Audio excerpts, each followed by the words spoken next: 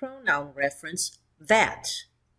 First, let's learn the meaning of refer. What's to refer? To refer means to talk or write about someone or something. Sometimes the word that starts a sentence. It's the subject of a sentence.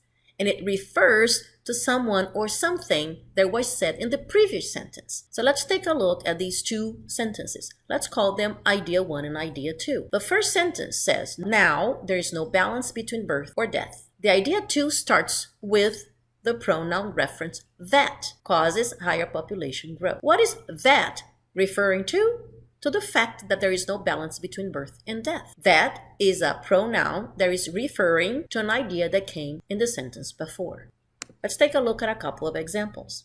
Activists protested and many were killed. That caused many people to join the fight against segregation. That is referring to the fact that many protesters got killed. And that is idea 1.